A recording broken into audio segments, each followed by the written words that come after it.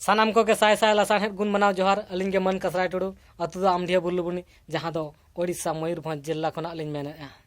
तेहेन आबो को सामांग रे वीडियो बनाव चे मिटांग आबो को सामांग रे खबर सेटर लगित ते अलिंग नवा वीडियो दोलिंग बनाव ताबना तेहेन आबो बीजेपी आरएसएस भारत रिनिज सरकार तेहेन आबो सांताल को चितान रे चेदा बड़ी नजर दोहो का जाहेर गाड़े रपुदे ताबना बुरु धारे रिन सांताल को स्थापन बना हाड़े हाड़े स्थापन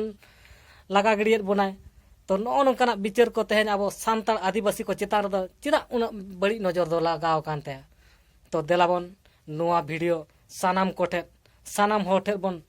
पासनाव मा आर सानाम को गे एहब खना मुचाद धरी बन नेलमा होय तो बड़ी लिन मेन आर बेस लिन मेन तेहेन आबो सानाम को गे बाबन विचार मिद लेखा दो आबो नोआ बांग बन बुझाव दाड़े ओका दो भूल से बड़ी तेहेन बीजेपी सरकार आ कमी गे रायरमपुर रे पाले बन नेल लेत गया रायरमपुर कादोड़ी अतु रे मिद जाहेर गार रपुद काते कुड़ी को चेत सेमलेट ओड़ा चो बेनाब कान ताहेन ओना लेका गे बालेश्वर म्युनिसिपालिटी रे जाहेर गार रपुद काते मिद पार्क बनावेना चे बेनाब कान ताहेन ओना लेका अड़ीगान सांताल को बुरु धारेन सांताल को बय बयते किछु गान दो लगा केट को और किछु गान दो लगा करना हो नोटिस एम काट को आसाम रिन सांताल हो किछु गान को लगा केट को नोंका के तो नो नोंका के तेहेन आबो आदिवासी को चितान रे आबो सांताल को चितान रे चिदा उना बड़ी नजर ताय दो मेना चेत खातिर चेत दो अड़िसाबन कना होय तो आबो हक अइदरी जहां बढ़ती खोना बढ़ती ना भारत दिसम रे मेना ताबन खातिर ते ओना को होते तेगे पाले अड़ी साबन कनाय तो तेहेन आबो जुमिदो मा अड़ी मुश्किल कान गया ओकोय हो मिद दिन ते बांग बन आड़गो दाड़िया कना से बांग बन गड़ो दाड़िया कना जे मिटांग कथा हो बांग पोटाप कान ताबना सेमलेट सेमलेट इया को ओकोय दो पार्टी कना ओकोय दो सेमलेदो कना तो नो नोंका के तेहेन आबो को कथा हो बांग पोटाप कना तो नोवा ना मिटांग कथा अलिन नासेना लिन मेना बितोवाका दिन जहां चलावाकान दिन दो जहां गे तो हिजुक कान दिन तेहेन खना जहां हिजुक कान दिन नोआ वीडियो नाम परेते तेहेन जहां को बन आंजमेत परेते दिन को सानाम सेमलेट को गे ठौका गोटा कते आबो सरकार मेमोरेंडम बन ओलायमा